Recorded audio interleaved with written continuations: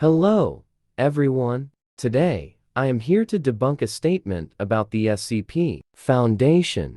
Here is the statement made by a commenter from the SCP website, and people have used this to put the SCP Foundation to wall level, which is not true at all. First, let's use a quote from the Foundation's canon. The idea that there is no canon is a bit silly at times. It's not that we don't have any, it's that we have a multitude, which touch, cross, and dip into each other. It's up to you, as the reader, to decide what you believe and what you embrace as the heart of the universe. That doesn't mean, though, that authors lack intent or design, and collaboration is the heart of innovation. Now, with that said, let's get into the debunk. As a collaborative writing site, there is a number of issues with scaling and even narrative consistency within the SCP Foundation verse.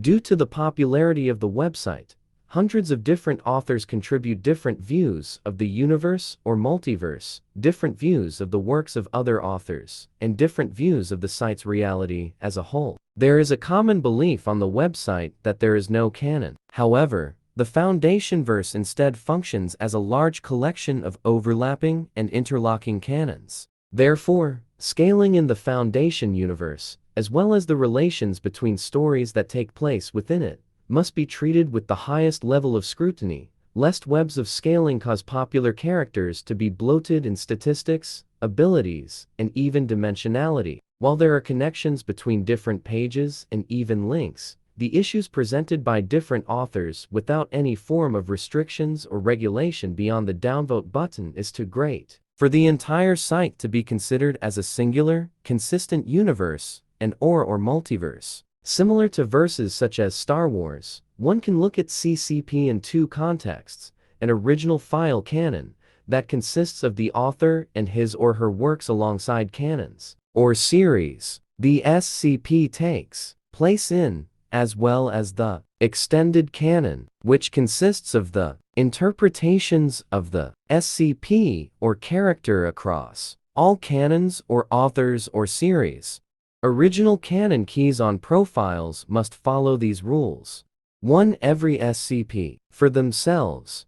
Unless given leeway by the rules below, every SCP file is to be looked at in isolation from tales in regards to their original file canon, and cannot be scaled to SCPs by different authors. However, if both SCPs, original authors have written interactions between the two, scaling is applicable. 2. No collaborative logs. Many SCP articles have testing logs, where the anomaly is put in various scenarios to figure out its capabilities. Some of these are tagged as collaborative, meaning that any site member can edit it regardless of their view on the SCP. While some well-known SCPs have regulation on these, the issue presented above make considering them as part of the original file difficult, as each contribution to the page is from an author that may have a radically different interpretation of the character. Entries added by the author can be considered. However, these logs can also be considered as part of an SCP's extended canon. Popular examples include SCP-682 and SCP-914. 3. Author. SCP articles and tales written by the same author are generally considered to adhere to a singular canon unless proven or stated otherwise, as a single author will most likely have a consistent interpretation of the Foundation. It is not outlandish to claim that the reality experienced in the stories written by them are one and the same. For example, SCP-682 and SCP-106 would be considered to be part of the same original file canon, as they were both written by Dr. Gears. 4. Canon series, collaboration. Series of articles that are clearly broadcasted as a collaboration, with a canon or series hub specifying which tales and SCPs exist in that canon, are allowed to have scaling feats within themselves. Collaborations between authors for an SCP or tale are to be considered canon for both authors. However, this does not mean other stories by either are canon to each other. Canons can also be proven to overlap or coexist from author statements on both sides. However, Original SCP files do not scale from canons unless they were specifically written for them. A different key would be needed in that case. 5. Common sense.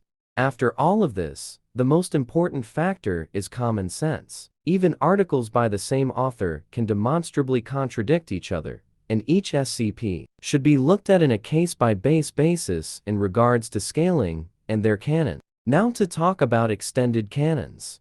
Extended canon is to be a separate key on an SCP file in question where there are enough alternative stories that it can be placed in a different tier or have a sufficiently different set of abilities. It functions similarly to a composite profile. However, they still follow more general narrative trends on the website and are thus subject to scrutiny such as PIs and outliers.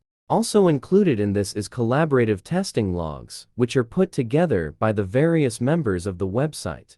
Some SCPs have interpretations that may contradict or differ from the extended canon enough to be placed in a separate key, i.e. SCP-173 and the Koiter, CP-076, and Hevel AB Leschel, etc. SCPs that have only one or two significant canons outside of the original file may have them in different keys, as opposed to an extended canon such as SCP-3589 and its Apotheosis canon interpretation. Additionally, different branches of the SCP Foundation have their own versions of extended canon. Said different extended canons should not be composited and should be placed in separate keys. So, in short, yes, there is canon in SCP. And no, the verse isn't just wall level or outer. Thank you for watching.